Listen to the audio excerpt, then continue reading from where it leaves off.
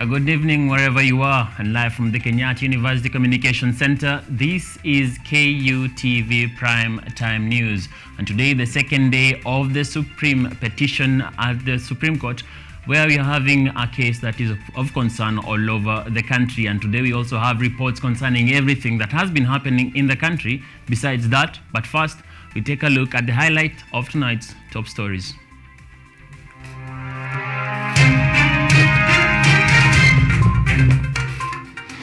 In the Supreme Court, William Samoei Ruto legal team mounts defense against the presidential petition.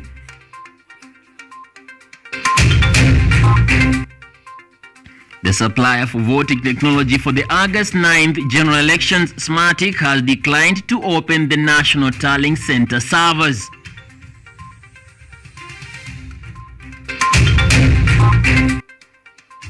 President Uhuru Kenyatta joins Tourism Cabinet Secretary Najib Balala in mourning his eldest brother's death.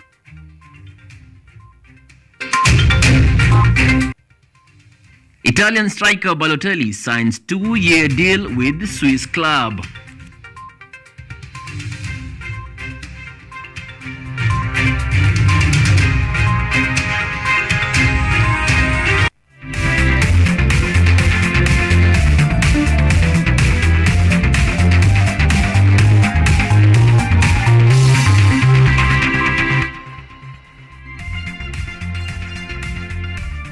A warm welcome to the broadcast. My name is Emmanuel Kutosi, and in the sign language interpretation, I'll be joined by John Sakwa. Thursday night primetime news begins now. The Supreme Court continued hearing the case of note, that is the 2022 presidential petition. President-elect William Ruto's legal team found the chance to table submissions against the nullification of their client's declared win on the 15th of August after the polls. After the August 2022 polls registered a dispute on the presidential elections, eyes shifted to the Supreme Court, with a petition squarely at the door of the highest court in the land for a conclusive resolution. Today, the president-elect's legal team, led by senior counsel Fred Ngatia, challenged the affidavits presented by the IEBC commissioners who disowned the declaration by the chair, Wafula Chebukati, of William Samoei Ruto as the president-elect. Stories and counter stories. Is it the man whose name combines the names of two saints, John and Mark, and the third name, Githongo, who was head of ethics in this country, but has had the audacity to produce before you forged logs? And when he is called out, instead of profusely apologizing, he says you yet another affidavit full of ifs and buts. Ruto's team poked holes at the submission that Form 34As were arrested mid-air, changed and transmitted as a practical impossibility, further adding that each aspirant had the obligation to have agents in their various polling stations. Professor Kithure Kindiki, in his submission before the Supreme Court, claimed that the chaos witnessed at the Bomas of Kenya before the declaration of William Ruto as president-elect was carefully orchestrated in order to install an unconstitutional government. None of the agents that were involved and that signed the Form 34A has denied that they signed it. Nobody has come to challenge any particular document saying that it is not their document. And an interesting question was asked yesterday: how was a handwritten document to have been changed? In fact, by having it handwritten, it helps in ensuring that if there is any alteration, this is something that can be easily seen, because you can't change somebody's handwriting. As I leave this point, it is also important to note that the agents of the presidential candidates, all of them, all four presidential candidates, their agents were at the National Tallying Center on the day. All of them. They participated in the process of tallying and verification. None of them has sworn an affidavit saying any of the numbers that were being, or the exercise that was being undertaken was wrong. None of them has picked a document, and they were allowed to take copies of all the documents. They were allowed to take images. None of them has complained about that process. The legal team countered questions by the petitioner in efforts to tamper the petition to have the August presidential election nullified. The second day of the Presidential Petition 2022 has seen the Kenya Kwanza League of Lawyers table their submissions in the highest court in the land, seeking to dispute what the Azimio coalition is seeking in nullifying the win of President-elect William Samoei Ruto, a determination that will be made on the 5th of September this very year. Emmanuel Kutosi, KUTV. Now, among the matters of contention in the Supreme Court hearing is the population and transmission of the Form 34As. And today, the lawyers representing the IEBC got the chance to actually reply to this. And this is what they said.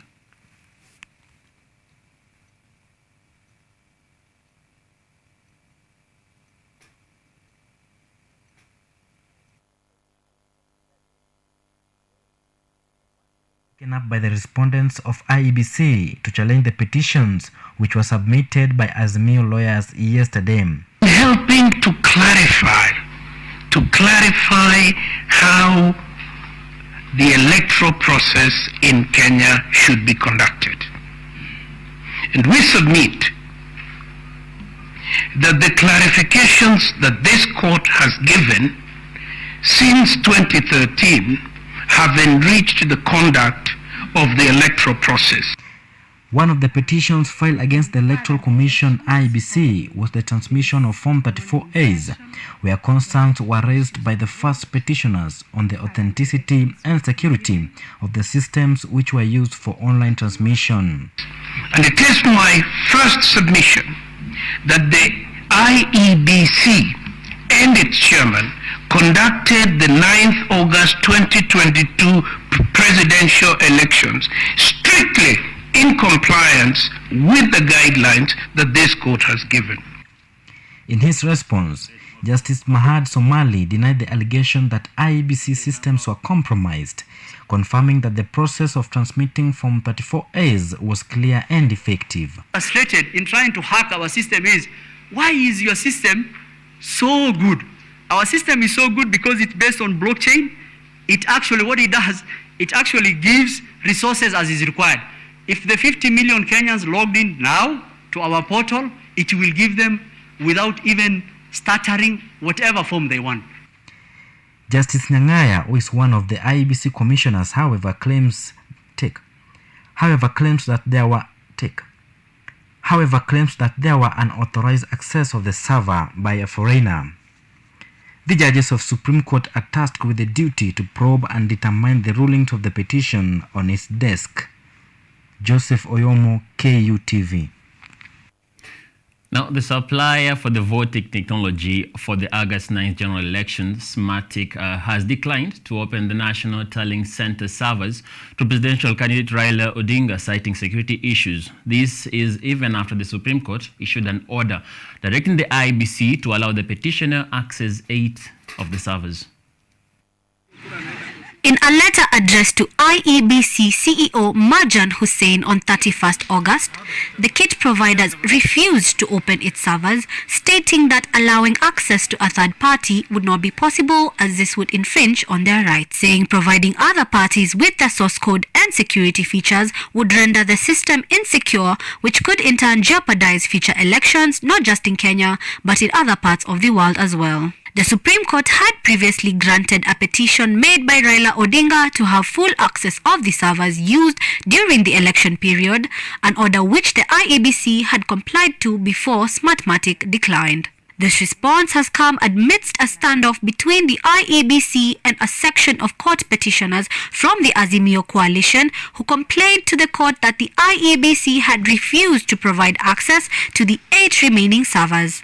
The court, however, said it had already received a report on the server's scrutiny last night and urged the advocates to make their oral arguments on the issue at the appropriate time of the proceedings. The providers have, however, directed the IEBC to allow Raila to access all collected data related to the results transmission system and all results transmission system logs, but not their servers. Zipporah Warogoro, KUTV. Thank you, Zipporah, for that report. Now, the Independent Electoral and Boundaries Commission, that is the IBC, has contested claims of voter suppression in the just concluded polls. Answering the matter of allegedly postponing polls with malice in the first petitioner's strongholds, the commission muted the claims with its lawyers a breakdown of samples that were made across the counties of concern, declaring that any malice had been made in the postponement. 37, 38 data and analysis to actually see whether there's been voter suppression. We look at the constituencies nearby and see the data we are getting from the constituencies nearby, whether the inference can be made by this court that there has been voter suppression. Postponed elections in Kakamega led to voter suppression in terms of the petitioners' votes being undercast. The allegation falls flat on the comparative data. We have provided the data for Vihiga, which is similar. Bungoma was a bit higher, but Vihiga is the same. So comparatively, when you look at those data points, that allegation falls flat. To the allegation that in Mombasa, there was a voter suppression because of the election that was won, I want to point out, even in 2017, the general voter turnout in Mombasa is generally very low. That data is available. It's always lower than the other constituencies. But comparatively, it is almost something that is comparable. So to the question that the court put out on the comparative data, the answer is there was no voter suppression in those places. The Federation of Evangelical and Indigenous Christian Churches of Kenya Secretary General Bishop David Dhagana has expressed optimism that the Supreme Court judges will uphold the will of the people, urging them to give a fair decision, as anything other than this could plunge the country into chaos. He, as well as his colleagues, called upon Kenyans to continue maintaining peace so as to allow the judicial process to proceed without any queries. The Federation of Evangelical and Indigenous Christian Churches of Kenya, led by Secretary General Bishop David Dhagana, has implored all Supreme Court judges to exercise impartiality throughout this crucial process, stating that they are tasked with ensuring that the will of the people is upheld. There was a thread that had indicated like already the leader is known, so people are feeling why go waste time. So right now again we are hearing those fears and concerns are being raised again that the Supreme Court will eventually come up with a decision or be compromised because already the leader had been set. Dhagana, who spoke in Juja, Kiambu County during the conclusion of a 3-day servant leadership training and prayer session, cautioned that any attempt to overthrow the will of the people through a compromised judicial decision could plunge the country into anarchy, and urged the judges to undertake their duty with utmost good faith, fairness, and public trust. So we would want that message to come out strongly from the Supreme Court, and if eventually the decision be fair and just, so that the Kenyans can have confidence in our systems of the court.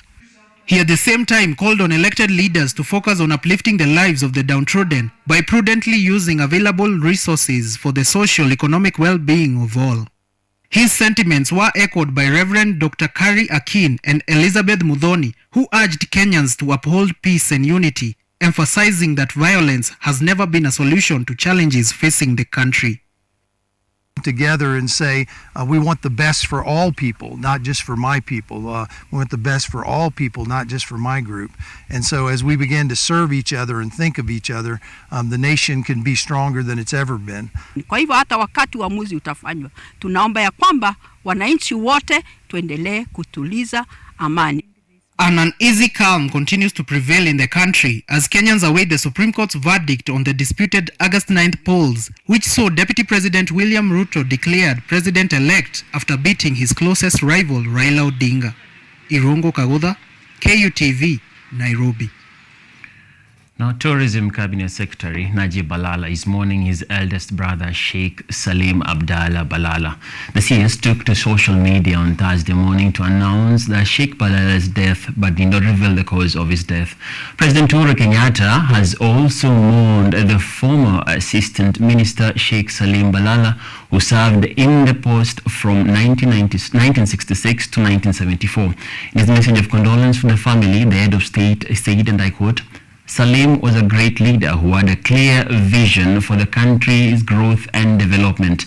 In this hour of great sorrow and grief, I convey my deepest sympathies and heartfelt condolences to the family, relatives, and friends. According to the Muslim faith, Sheikh Salim was buried today at Kiwokani Muslim Cemetery in Mombasa.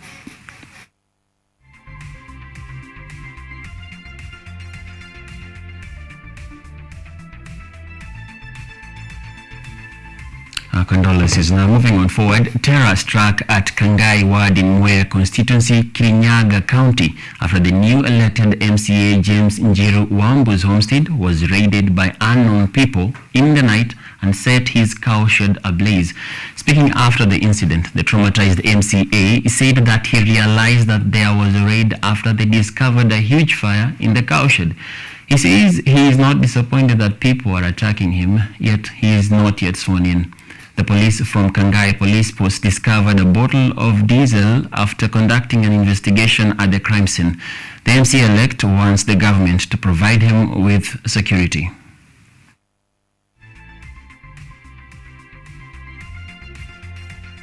And on to another report where two suspects who are believed to have robbed an M-Pesa store have died after they were involved in a road accident.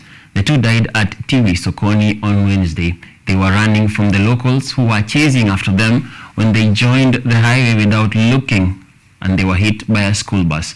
The two died on the spot, while no one else was injured in the bus that belonged to Shimoni Secondary School. The chief of police has confirmed the incident and that they had stolen a phone. Police are yet to identify the bodies of the deceased.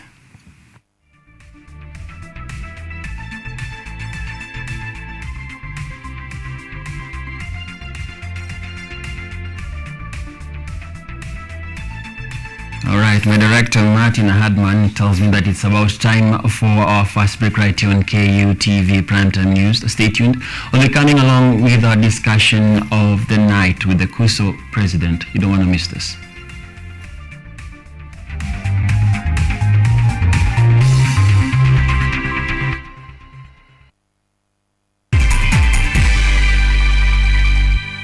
KUTV, in conjunction with Kenyatta University Funeral Home, is now offering death announcements immediately following our news bulletins at 7 p.m. At this sorrowful time, as you share in your grief, allow us to communicate your announcement of your loved one on KUTV in both Kiswahili and English.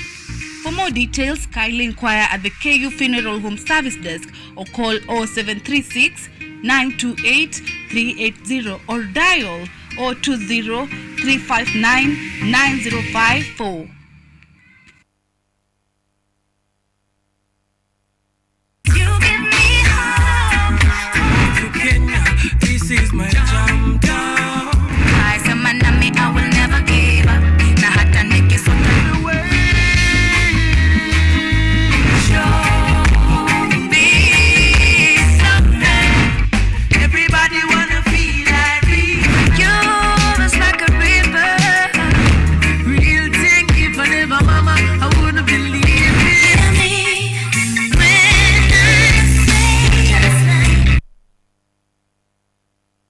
The late Issa, we used to make for them stuff, make for me fubu, make this, make that. Kalamashaka who told me, no, don't encourage these guys to wear these brands. You make your brand, will help you push. They gave me that challenge. You make nice stuff that looks like stuff from abroad. So we look good when we go on stage or when we do our videos. For such artists to wear my brand, it was a big deal. Out of experience, I realized that if you just make normal stuff, people don't get excited.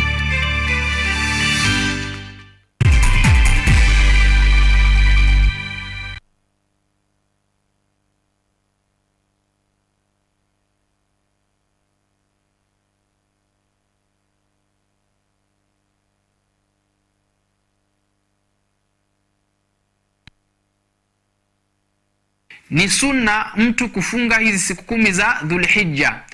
Kwa hivyo ukifunga unajiongezea bonga points katika maisha yako.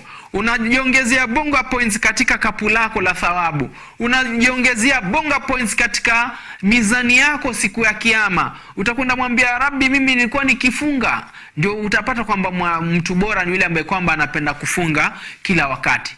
Kwa hivyo ndugu zangu watazamaji, tujitahidini sana kuweza kushikamana na hizi siku 10 za Dhul.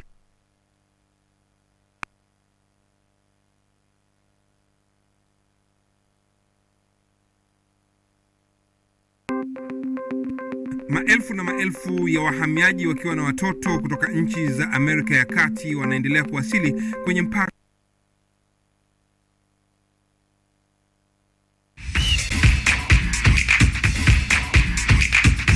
Ukiwa na dukuduku la michezo, tunafungua sanduku la dukuduku kwa ufahamu zaidi. Kila danadana, mitimpo, mifiatuko na harakati zote ugani, sisi ni wako mwandani. Kukurukakara zote nyanjani, haziwezi kuangaziwa zaidi ya micharazo michezoni. Mimi mwanaspoti wako matata Peter Pinches Mwaora, ndakuwa na jopo lenye maarifa sufufu, nikufahamishe na nikuburudishe wewe shabiki shakiki kwa uhakiki na kindakindaki.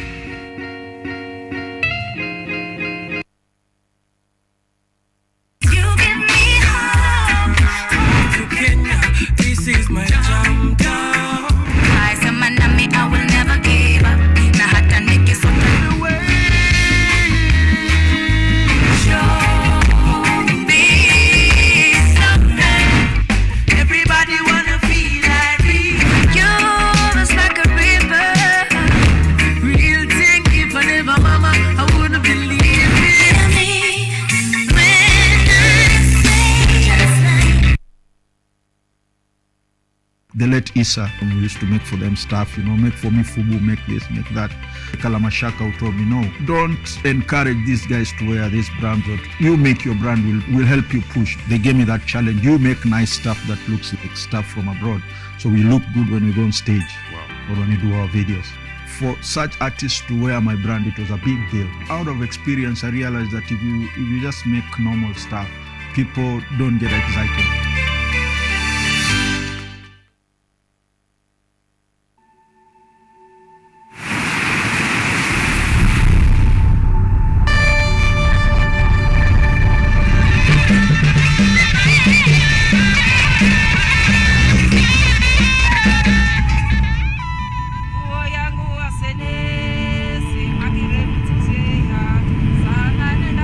Karibu kwenye mitindo ya kipwani.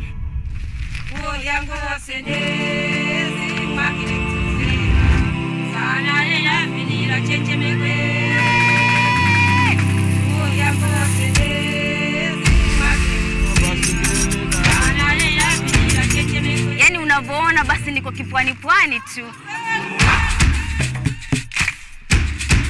Unapopika inatakana uko half cooked.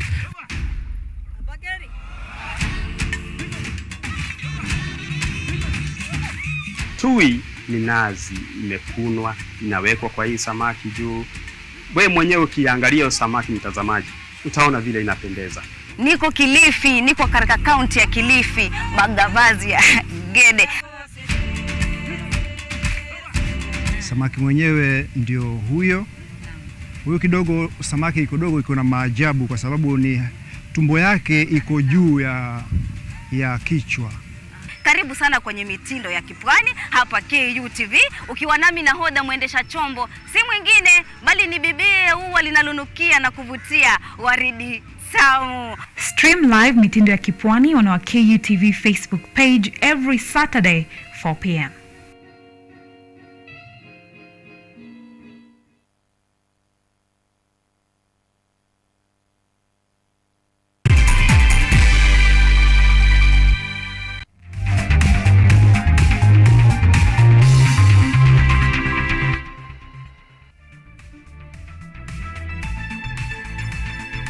Welcome back to KUTV Primetime News. Thank you for your valued company, and also you can interact with us with our social media handles. We are at KUTV_Kenya on Twitter and KUTV Kenya on Facebook. We are also streaming live. You can reach me at _Emmanuel Kutosi. Now to our discussion of the night.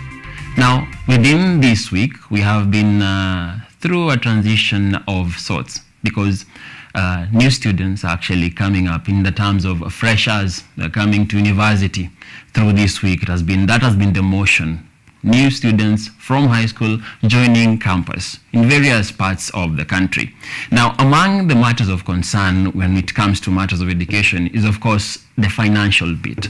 Not everyone is usually in a position to be able to actually facilitate the education. It's a challenge that meets parents, and in fact, when you're going to higher education, it's something that it's not quite balanced all over the country. But we have the Higher Educational Loans Board, something that is there within the nation to help students, comrades rather, to be able to go on with their academic life. Now, HELB is supposed to be a revolving fund in which beneficiaries who have completed their studies pay back the loans to support a fresh group of students. That is the purpose of this whole thing.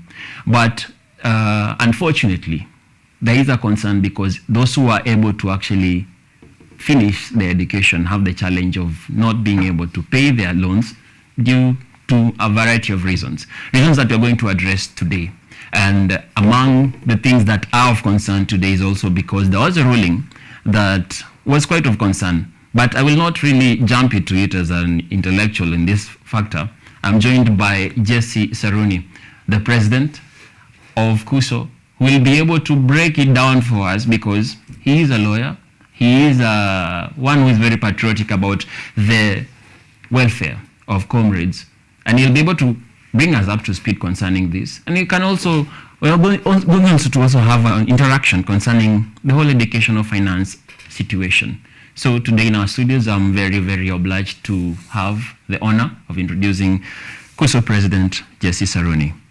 Thank you very much, Bwana Kutosi. Welcome. And, thank you for inviting me for this specific session. And I want to begin by greeting all comrades who are watching. I know a lot of comrades are really interested in matters regarding HELB. Indeed. And as the KUSO president elected on 18th of August, this is one of the matters that we are really following up so that we can ensure that comrades receive equal treatment.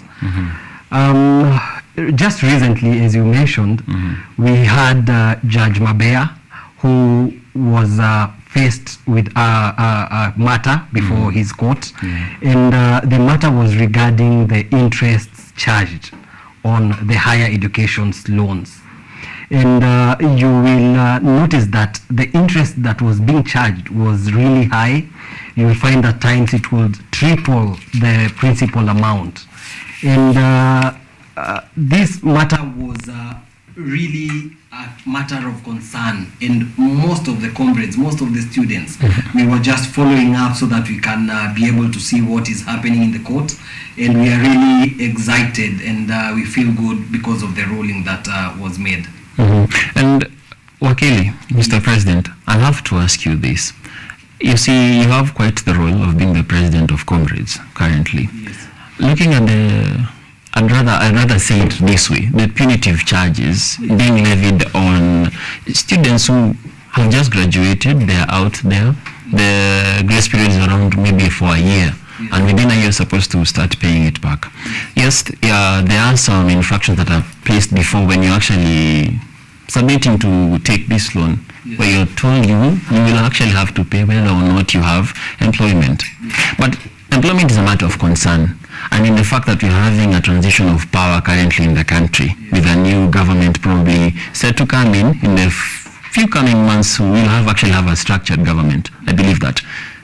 What do you have to say concerning the fact that these challenges are coming about to the students, yet the translation into employment is one that is quite wanting, even currently? Thank you very much for the question, Bwana Kutosi. So, if you look at the ruling that was made, you will find that Judge Mabea declared Section 15.2 of the HELB Act to be unconstitutional. If you go through Section 15 of the HELB Act, you find that it provides that you need to start paying. Section 15.1, you need to start paying your loan 1 year after graduating. And Section 15(2), which was now declared unconstitutional, it provides for a fine of not less than 5,000 if you fail to start committing yourself to pay the interests and the principal amount. So you will notice, like a good example is a student, one of the petitioners in that matter, one Madam Anne, who was a student with disability, a young lady living with disability.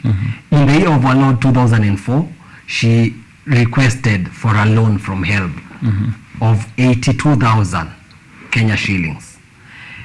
By the year 2021, the amount had translated to 540,000 Kenya shillings.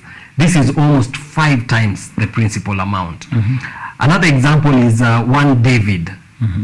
David had borrowed a sum of 146,000 Kenya shillings.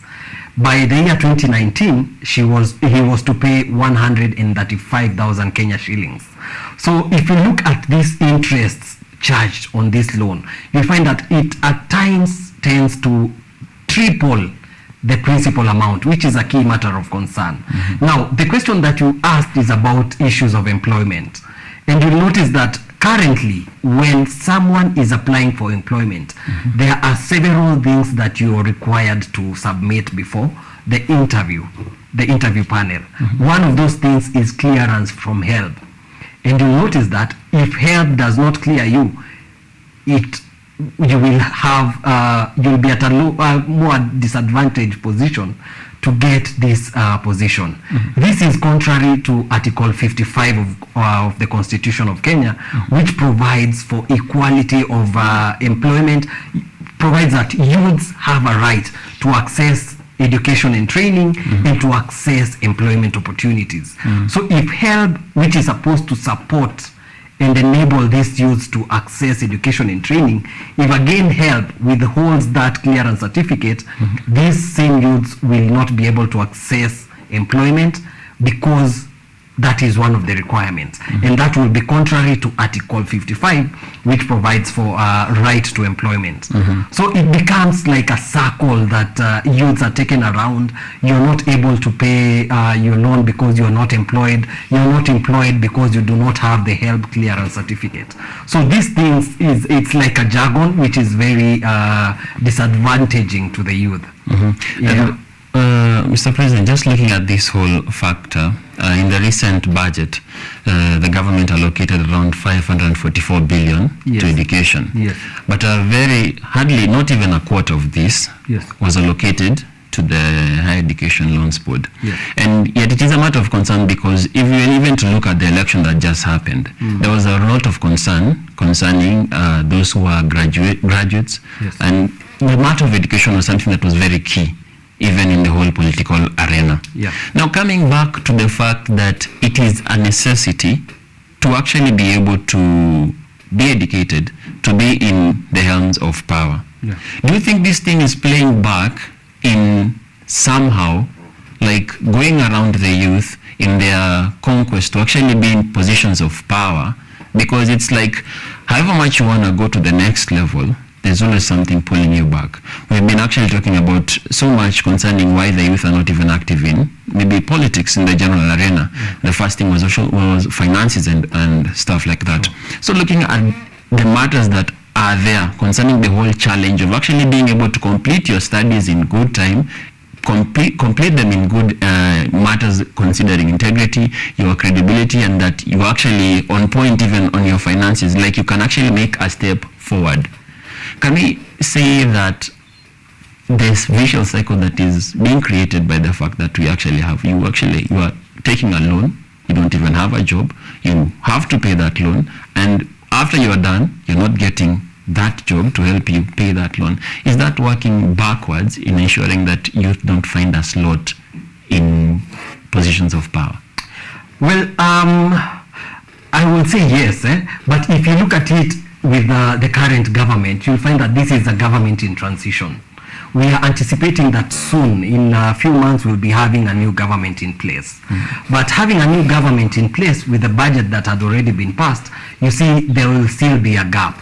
At the moment, there was a communication recently that was released that diploma students will no longer be able to access Higher Education Loans Board.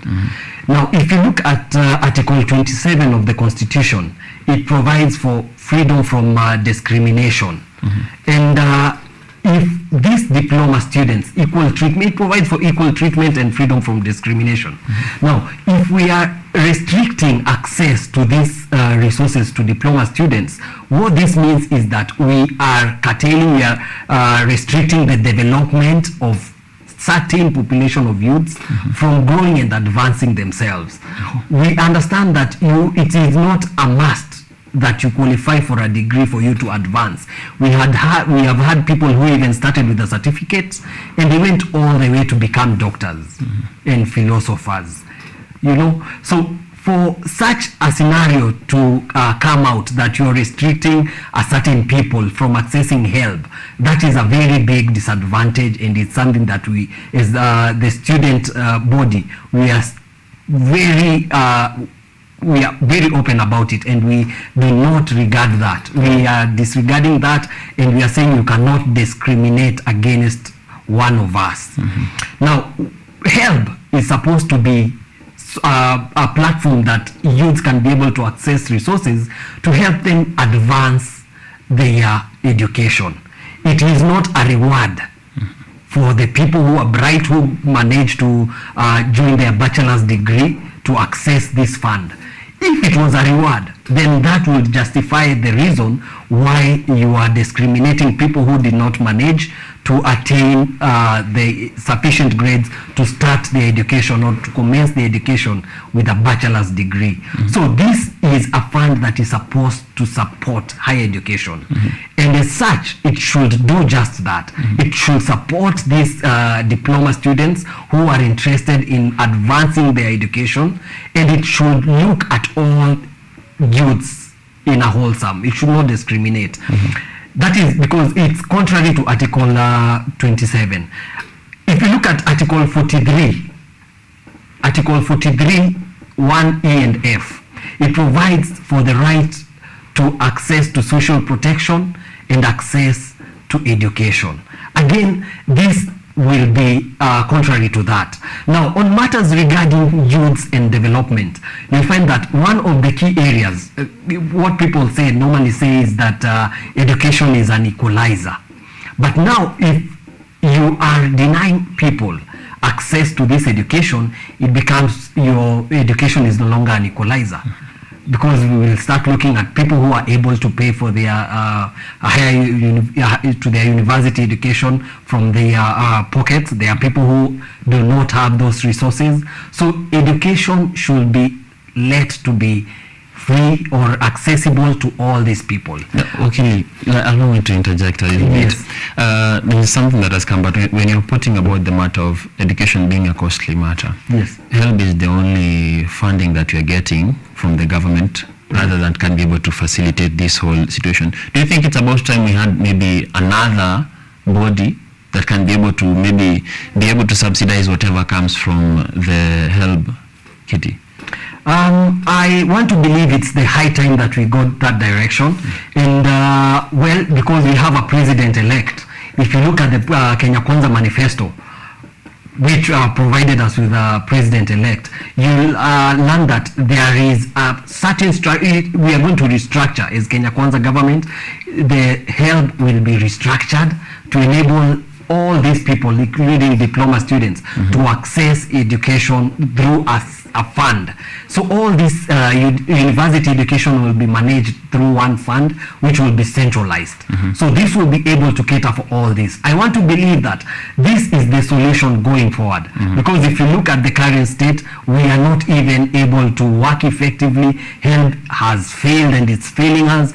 HELB provisions get delayed every other day. So I want to believe that it's the high time that we reconsider this.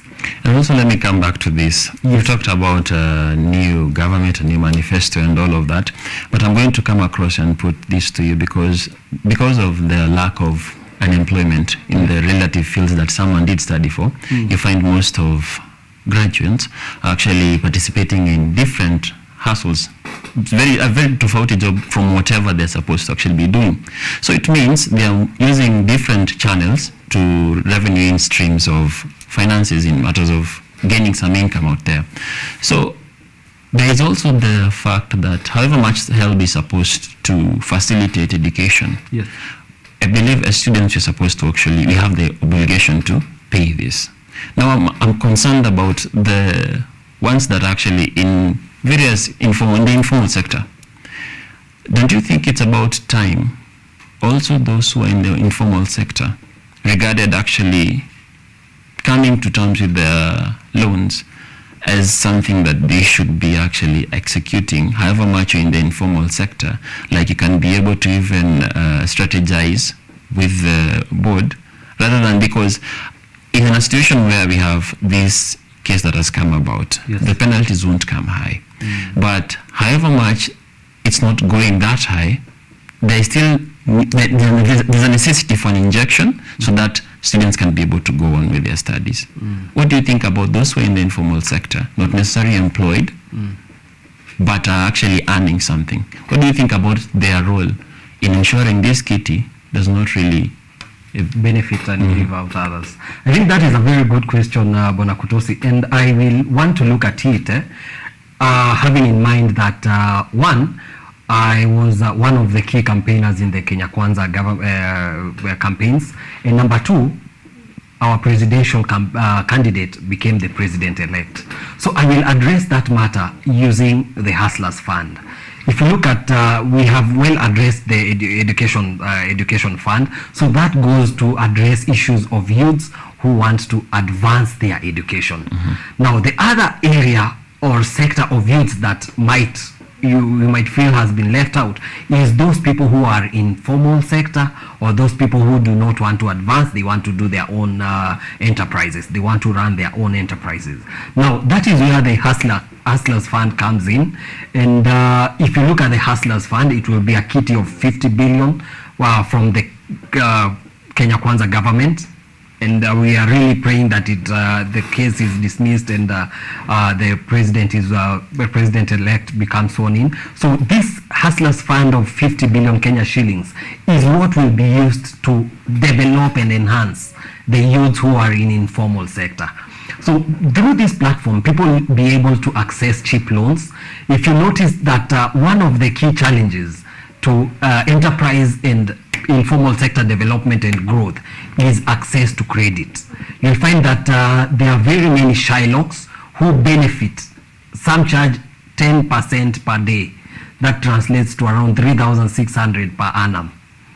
Those are very exorbitant interest rates. So with the Hustlers Fund, which is a interest-free loan, these people can be able to access affordable credit and access it on time. And through that, they can be able to advance themselves and enhance their enterprises. So I want to address it in that manner, because I want to believe if we do that, we handle these youths who are in education, we assist them to advance themselves and their interest, and these ones who are in informal sector, again, we look at them and money will be pumped to their enterprises so that they can again develop themselves. I think by that, everyone will feel well catered for. Okay, Wakili Saruni. Yes. The way we are moving in a political dimension, 3 days after Wafula Chebukati announced whoever will be president, you were sworn in. Yes. You were able to become president. Yes. Undisputed. Yes. I believe the position you are in right now gives you access to connections that before maybe you would not be able to reach out to. Now, I would like to ask you, or maybe float this to you, maybe you can give me your sentiments on it. Because where you are able to actually link with the alumni of various universities, as well as the students who are within the universities. Yes. What's your thought on, say, the alumni of various universities coming up with a group that can be able to facilitate the education of those who come from needy backgrounds? Because if you're going for an option where you want to study, education is an investment, and a priceless one at that. Yeah. So what's your thought on actually rallying maybe the alumni of various universities to come down and even create maybe a sort of strategized fund that will be able to facilitate education within higher institutions, because I believe it's certain that a skill that has been well polished is something that will actually bring in much more than one that is striving to be there. What do you think about that? Well, I want to believe that is a very nice question, and it's especially opening up new realities to me, because yesterday I was in a meeting with senior comrades. They refer to them as senior comrades.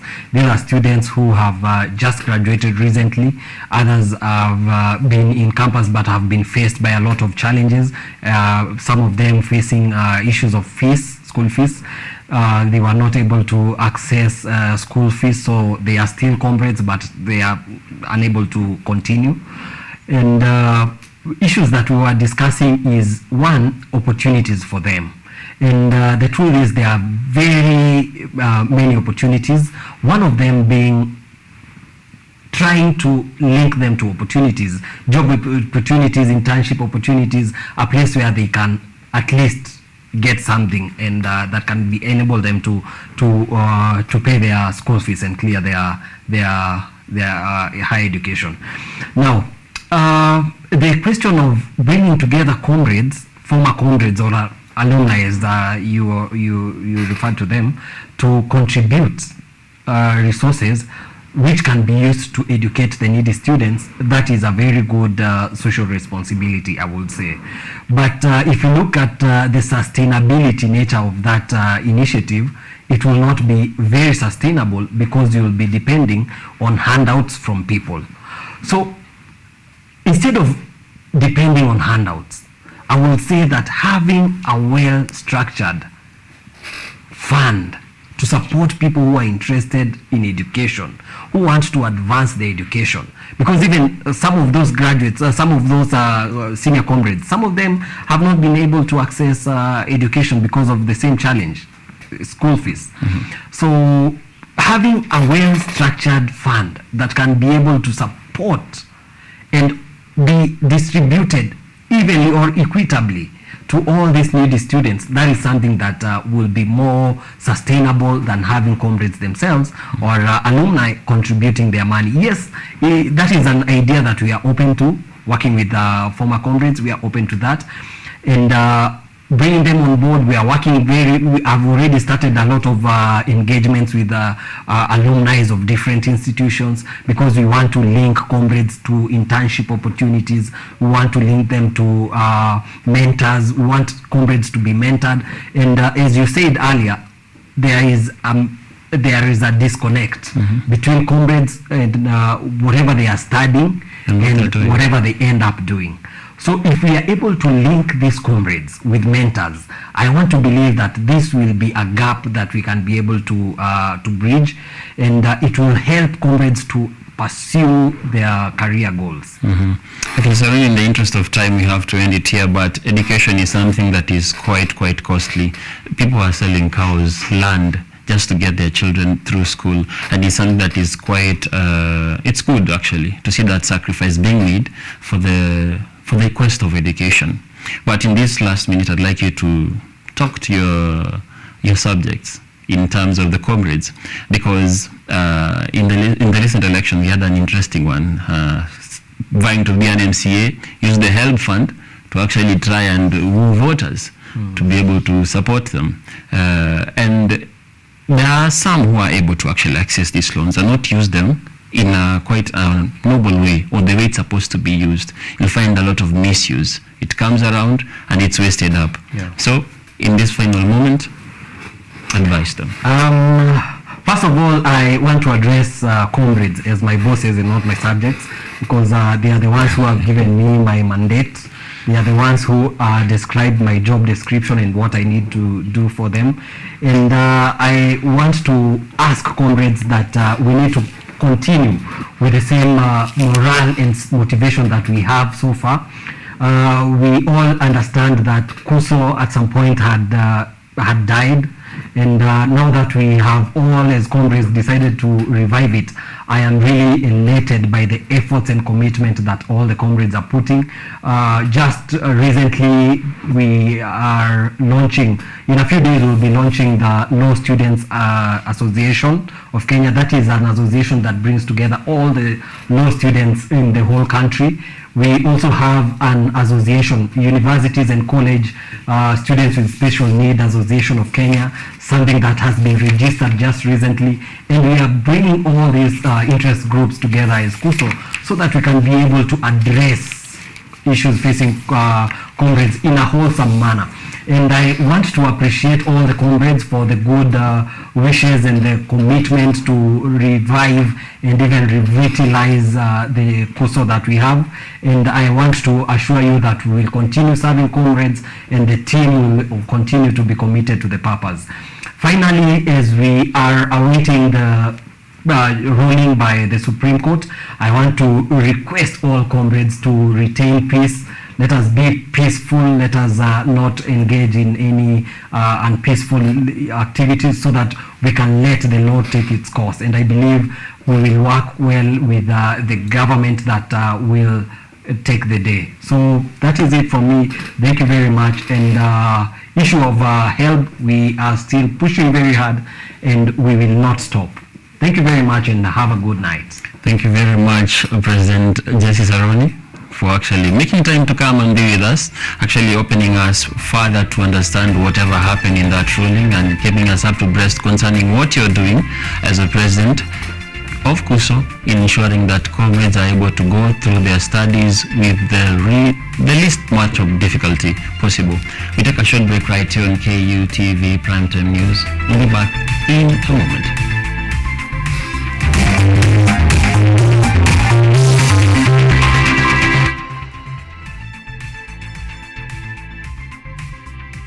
Now, Kisii Governor Simba Arati has today ordered for a headcount of all county drivers and their vehicles at the Gusii Stadium Safari as being part of the beginning of the large investigation into scandals involving irregular recruitment of workers in the county.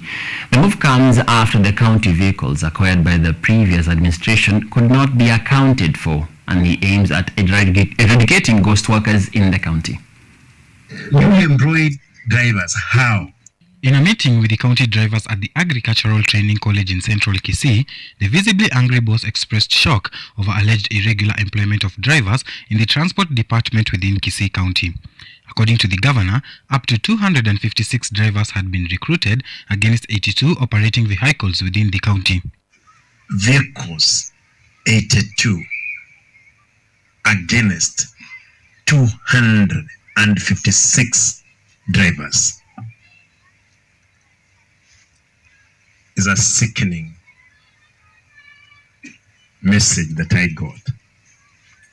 Casual scrutiny shows that the county has been losing more than 6 million to non-assigned staff, and as such, the governor has ordered all drivers and their vehicles to congregate at the Gusii Stadium for a head count. I want to give a direction that I want by next week, when all vehicles need their giving essential services, I'll only need them for 1 hour, the 82 of them. The governor also noted that many county vehicles had not been registered on comprehensive insurance cover, despite records from the finance department showing so. Waziri wa fedha yuko hapa, amekuwa akilipa pesa za comprehensive, but what you have been getting, it's a third-party cover. He maintained that no one will be spared in the purge, saying that his administration will ensure that all staff who have been involved in looting public funds are arrested and arraigned in court. For KUTV, I am Eugene Mayabi. Also, the European Commission has approved twice yearly injections and tablets to be used in the treatment of the human immunodeficiency virus HIV in adults. The antiretroviral drugs have been tested and proven to work even in patients who have developed resistance to other existing ailments. This advancement comes as relief after Kenya faced challenges ranging from the ARVs and HIV testing kits shortages, which have made dealing with the disease challenging. Kenya, being a member of the joint United Nations program on HIV and AIDS, is expected to benefit from this technology as they aim to transfer it to other countries.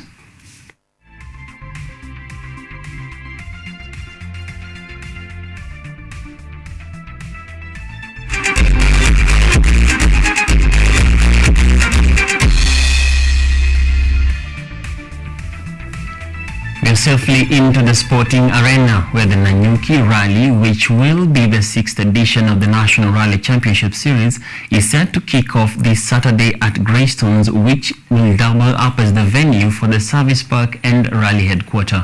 Current leader of the series, Karan Patel and Carl Tundo, are among the veteran rally drivers expected to grace the occasion, while